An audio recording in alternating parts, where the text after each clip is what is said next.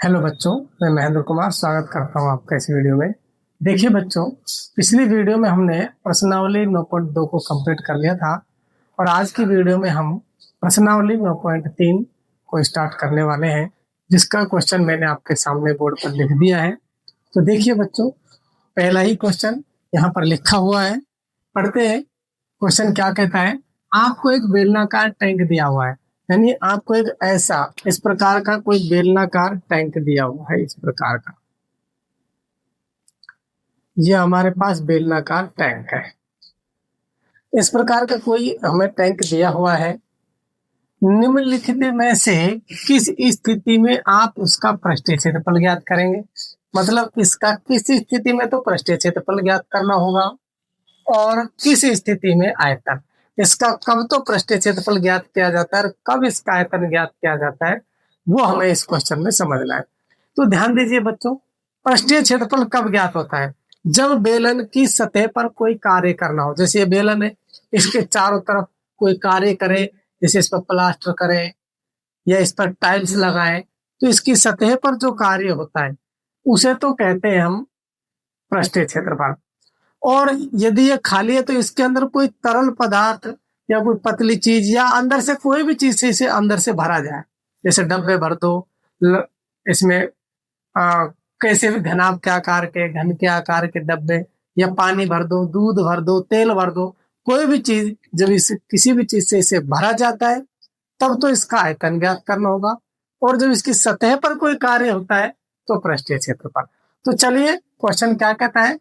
यह ज्ञात करने के लिए कि इसमें कितना पानी रखा जा सकता है, यानी कि इसके अंदर पानी भरना है। इसके अंदर बच्चों हमें पानी भरना है और भरने के लिए हमें क्या ज्ञात करना होता है? आयतन। तो पहले का आंसर हो गया आयतन, इसमें तो आयतन ज्ञात करना होगा।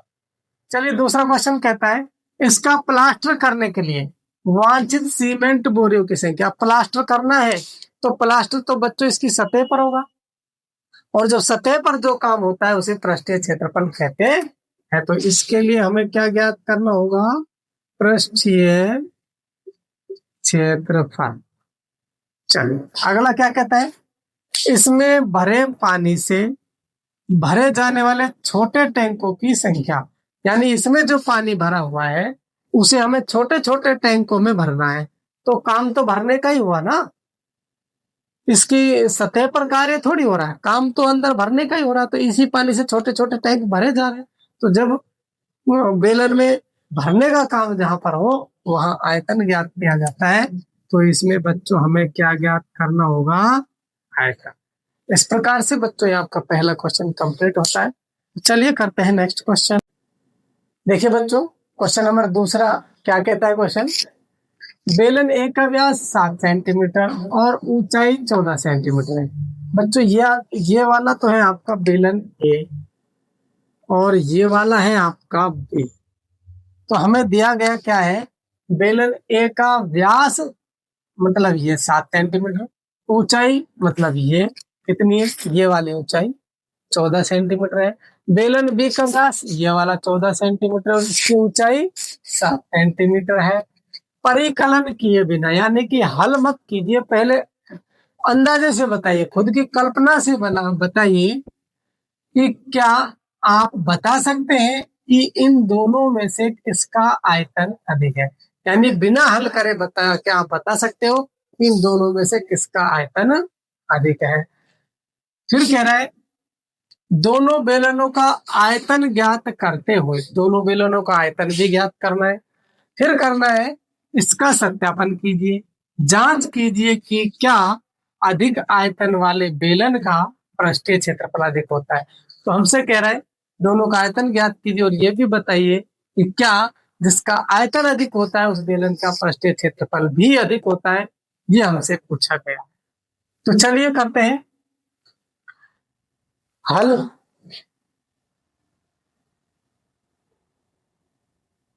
देखिए, हमारे पास हम परिकल्पना पूछ रहा है, पहले तो हम लिख देते हैं इसमें बेलन ए का, बेलन बी का आयतन लिख देते हैं। चलिए, बेलन बी का आयतन अधिक होगा। अधिक होगा। यानी हमने हल नहीं किया, उससे पहले ही कह रहा है कि परिकलन किए बिना, यानी बिना हल करके क्या आप बता सकते हैं कि इन दोनों में से किसका आयतन अधिक है। तो हमने अंदाजे से बता दिया कि भाई बेलन बी का आयतन अधिक होगा। वो अब हम हल करेंगे तब इसकी सत्यता का पता चलेगा कि इसका आयतन अधिक है या फिर इसका। तो हमने बताया है। तो चलिए हम देखते हैं बेलन ए का आयतन और फिर बेलन बी का आयतन। तो देखिए यहाँ पर, चूंकि बेलन ए की त्रिज्या, बेलन ए की त्रिज्या, बच्चों हम इसकी त्रिज्या निकाल लेते हैं। तो ये हो जाएगा, इसकी त्रिज्या हो जाएगी बच्चों 7/2 सेंटीमीटर। और इसकी ऊंचाई, बेलन ए की ऊंचाई, ये हो जाएगी, ऊंचाई को, ए की ऊंचाई ले लीजिए R1, R1 ले लीजिए, है ना, H1 अलग अलग लिखना पड़ेगा। इसे ले लीजिए H1 और इसे मान लेते हैं हम R1 बराबर 7/2 सेंटीमीटर। ये व्यास है, व्यास की आधी त्रिज्या, ऊंचाई H1 14 सेंटीमीटर। चलिए अब लिखते हैं बेलन बी की त्रिज्या। इसे बच्चों हम R2 ले लेते हैं, बेलन बी की त्रिज्या को R2, और ये हो जाएगा, व्यास की आधी त्रिज्या होती है, इसका व्यास बच्चों 14 है, 14 का आधा कर देंगे, 14/2, 2 से डिवाइड देने पर संख्या आधी हो जाती है, 2×7=14, 7 सेंटीमीटर। और इसकी ऊंचाई H2 हो जाएगी बच्चों, इसकी ऊंचाई है 7 सेंटीमीटर। अब लिखते हैं हम बेलन ए का आयतन और बेलन बी का आयतन। यहाँ पर तो लिखते हैं बच्चों बेलन ए का आयतन, बेलन ए का आयतन इधर निकाल लेते हैं और इधर निकाल लेते हैं बेलन बी का आयतन। बेलन बी का आयतन, तो चलिए बेलन का आयतन का सूत्र होता है बच्चों πr²h, लेकिन यहाँ R1H1 लगाना है, R1H1 लगाना है, R1H1, और इसका आयतन हो जाएगा πr²h, लेकिन ये अपना 2 हो जाएगा। बी में अपने आर और एच का नाम 2 रख दिया, उस पर 1 लगा दिया, दोनों की त्रिज्या और ऊंचाई अलग अलग है इसलिए। तो चलिए हल करते हैं इसको। पाई का मान रख दीजिए 22/7, R1 का स्क्वायर, R1 का स्क्वायर, R1 कितना 7/2, 7/2 का स्क्वायर, स्क्वायर का मतलब है बच्चों 7/2 को 2 बार लिख दीजिए बस। स्क्वायर का मतलब यही है कि 7/2 को 2 बार लिख दीजिए। ऊंचाई इसकी है अपने पास 14, तो 7 से 7 कटेगा, 2 से कटेगा ये 11 बार में, और 2 से कटेगा बच्चों ये 7 बार में। ये अपना कट चुका है। तो 11×7 = 77, इंटू 7 करोगे 7×7 = 49, और 7×7 = 53। हमने निकाला है आयतन बच्चों, हमेशा घन सेंटीमीटर में आता है। ये अभी आंसर नहीं है, अभी यहीं तक छोड़िए इसको। अब इसका आयतन ले लेते हैं। इसका आयतन देखिए बच्चों, पाई का मान 22/7, R2 कितना, R2 7 है, R2 पर स्क्वायर है तो 7×7 लगा दीजिए। H2 कितना 7 है, चलिए 7 से 7 काट दीजिए, और 22×7 कर दीजिए, 7×4 = 28, 7×5 = 35, और 2 37, 7×1 = 7 और 3 = 10। इतना घन सेंटीमीटर। देख सकते हो बच्चों, हमने जो गैस किया था वो क्या बताया था, बेलन बी का आयतन अधिक होगा। तो हमने हल किया, तो बेलन ए का आयतन 539 घन सेंटीमीटर और बेलन बी का 1078 घन सेंटीमीटर। तो हम लिख सकते हैं अतः बेलन बी का आयतन अधिक है। यहाँ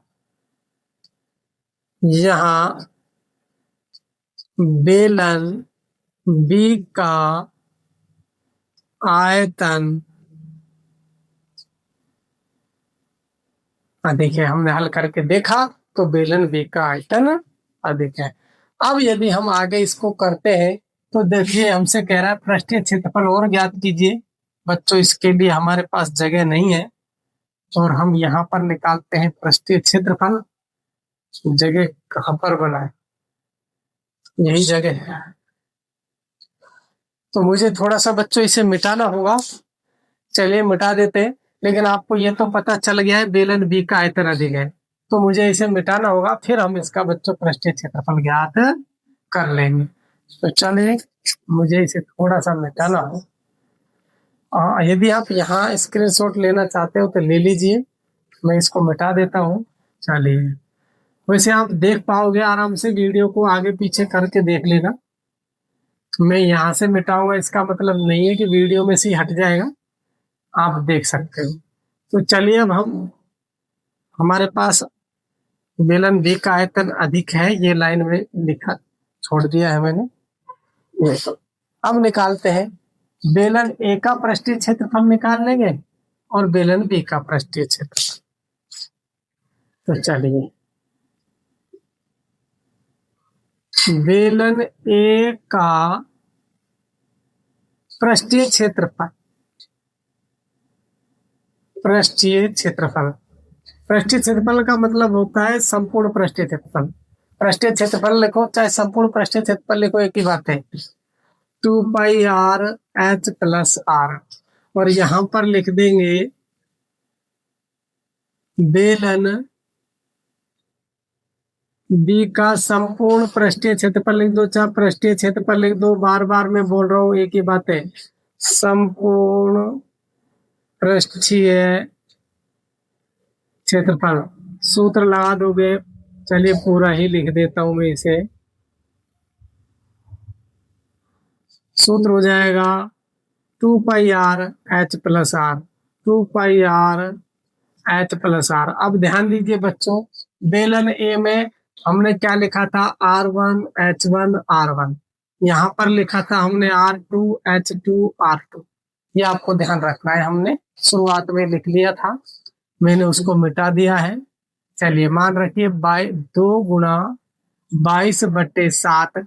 R1 हमारे पास थी बच्चों, आप देख सकते हो वीडियो को पीछे करके, 7/2। और H1 हमारे पास थी 14 + 7/2। और इधर देखिए यहाँ पर लिखोगे 2 × 22/7। R2 हमारे पास थी 7, H2 भी 7 और R2 भी 7। चलिए आप देख लेना, वीडियो को पीछे करके आपको मिल जाएगा। हल करते 7 से 7 कटेगा, 2 से 2 कटेगा, यहाँ तो बच्चों बचेगा 22। अंदर देखिए, यदि मैं 7 को 2 से डिवाइड देता हूं तो अपने पास आएगा 3.5, क्योंकि 7 का आधा 3.5 हो जाता है बच्चों। अब यदि हम इसे हल करते हैं तो 14 और 3 17.5, 17.5 गुणा करना होगा बच्चों 22 से। करिए 22×5 110, हासिल बच्चे की 11, 22×7 154, 22×7 154, 5 6 165 का 5 का हासिल 16, 22 से कम 22 और 16 38। यानी कि यहाँ पर हम लगा सकते हैं 385 वर्ग सेंटीमीटर। ये हमारे पास क्षेत्रफल आ रहा है तो वर्ग में लगाएंगे। पिछले में हमने 3 घात लगाई होगी, आप वीडियो को देखना, घन सेंटीमीटर में होगा वो। और यदि नहीं क्या हो तो बच्चों उसे घन सेंटीमीटर में कर लेना। आयतन हमेशा घन सेंटीमीटर में आता है और क्षेत्रफल वर्ग सेंटीमीटर या वर्ग मीटर यानी स्क्वायर में आता है। तो चलिए इसे हम काट देते हैं 7 से। 22 दूनी 44 गुणा 7 और 7 हो गया 14, 14 चौके 56, 14 चौके 56 और हासिल कितनी थी 5 61, 616 वर्ग सेंटीमीटर। तो बच्चों आप देख सकते हो इसका आयतन 385 वर्ग सेंटीमीटर, इसका आयतन 616। तो हम लिख सकते हैं अतः बेलन बी का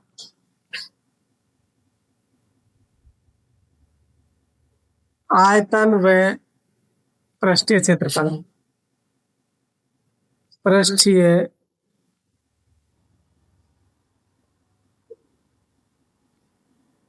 क्षेत्रफल दोनों ही अधिक है। आप इस लाइन को बदल भी सकते हो, आप लिख सकते हो जिसका आयतन अधिक होता है उसका पृष्ठीय क्षेत्रफल भी अधिक होता है। जिस आकृति का आयतन अधिक होता है उसका पृष्ठीय क्षेत्रफल भी अधिक होता है। तो इस प्रकार से बच्चों बहुत ही आसानी से हमने इस क्वेश्चन को कंप्लीट कर लिया है। तो चलिए करते हैं नेक्स्ट क्वेश्चन। देखिए बच्चों, क्वेश्चन नंबर 3 है हमारा, एक ऐसे घनाभ की ऊंचाई ज्ञात कीजिए। बच्चों कोई घनाभ है, हमसे उसकी ऊंचाई पूछ रहा है, तो जिसके आधार का क्षेत्रफल, तो घनाभ के आधार का क्षेत्रफल तो है 180 वर्ग सेंटीमीटर और आयतन हमें दिया हुआ है 900 वर्ग सेंटीमीटर। तो देखिए बच्चों, सबसे पहले तो हम लिखते हैं दिया है घनाभ के आधार का क्षेत्रफल। घनाभ के आधार का क्षेत्रफल। बच्चों जो घनाभ का आधार होता है ना वो आयताकार होता है, इसलिए आपको ध्यान रखना है। ये दे रखा है 180 वर्ग सेंटीमीटर। मतलब घनाभ का आधार आयताकार होता है और आयत का जो क्षेत्रफल होता है लंबाई गुणा चौड़ाई। ये लंबाई गुणा चौड़ाई का मान है 180 वर्ग सेंटीमीटर, क्योंकि हमें घनाभ के आधार का क्षेत्रफल दिया हुआ है, मतलब आयत का क्षेत्रफल दिया हुआ है, आयताकार भाग। अब देखिए और क्या दे रखा है, आयतन। आयतन दे रखा है, हमें ऊंचाई ज्ञात करनी है। चलिए लिख देता हूं, इसमें तो दिया है, यहां पर लिख देता हूं ज्ञात करना है। ज्ञात करना है घनाभ की ऊंचाई। घनाभ की ऊंचाई हमें बच्चों ज्ञात करनी है।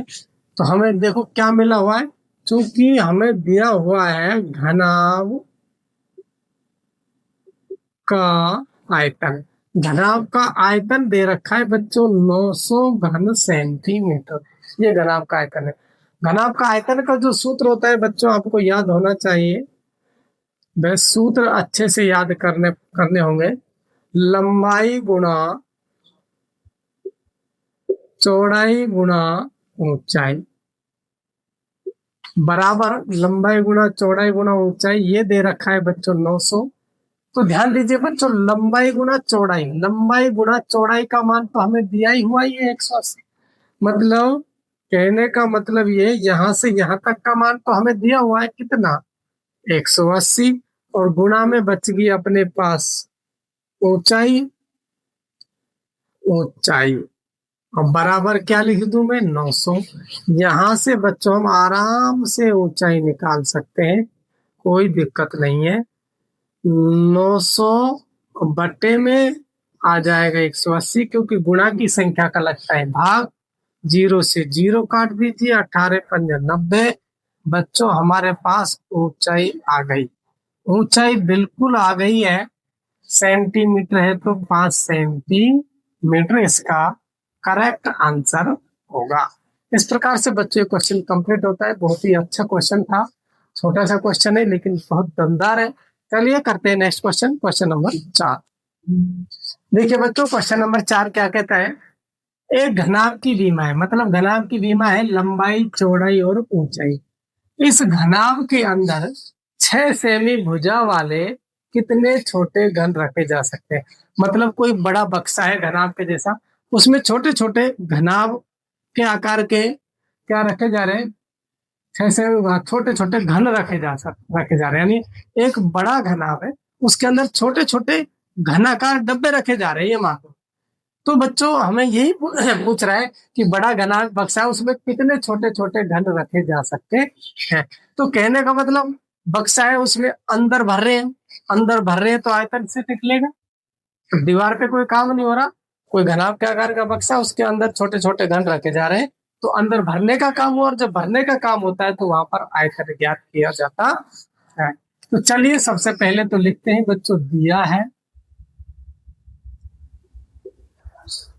घनाभ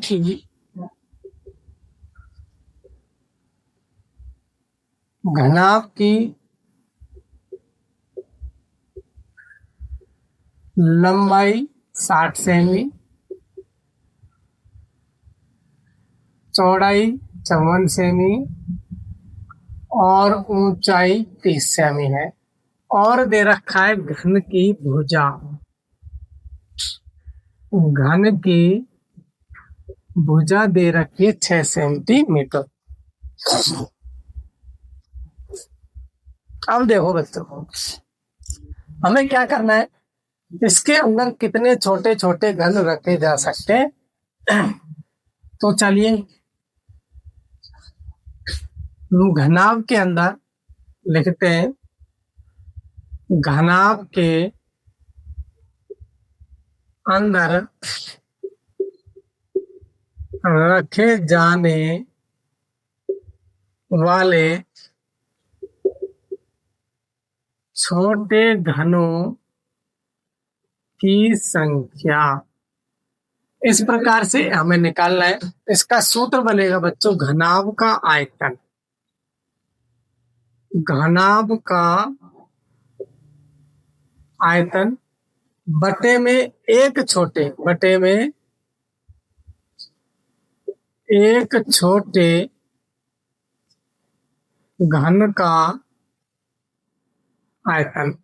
तो बच्चों घनाभ का जो आयतन होता है वो होता है लंबाई गुणा चौड़ाई गुणा ऊंचाई, और घन का आयतन होता है बच्चों भुजा का क्यूब, भुजा का क्यूब।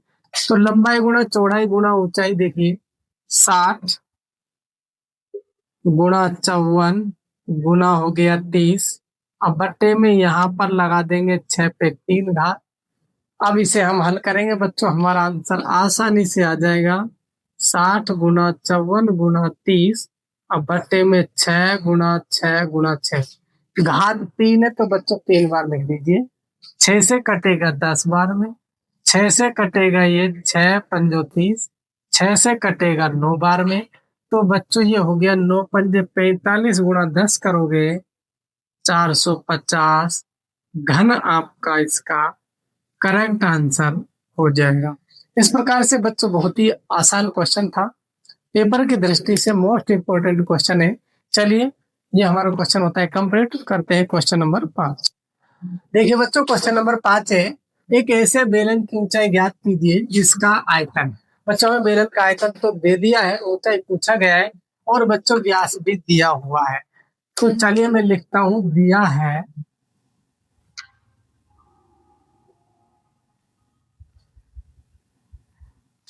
है बेलन का आयतन, बेलन का आयतन दे रखा है 1.54 घन मीटर, और बच्चों हमें व्यास भी दिया हुआ है 140 सेंटीमीटर। त्रिज्या निकाल लीजिए, 140/2 काटोगे तो आपका 70 सेंटीमीटर आएगा, लेकिन आयतन मीटर में है, त्रिज्या सेंटीमीटर में, इसे मीटर में बदल लीजिए। तो इसे हमें लिखना पड़ेगा या 70/100। अब ये बच्चों मीटर हो गया, इसका मतलब क्या है, नीचे 2 जीरो है, एक जीरो से एक जीरो काट भी सकते हो, बची एक जीरो, ऊपर एक अक्षर छोड़ के पॉइंट लगा दीजिए, 0.7 मीटर। ये ऐसा क्यों किया, क्योंकि 1 मीटर में बच्चों 100 सेंटीमीटर होते हैं, इसलिए हमने इसमें 100 का भाग दे दिया। अब हमें ज्ञात करना है, वो भी लिख लेता हूं,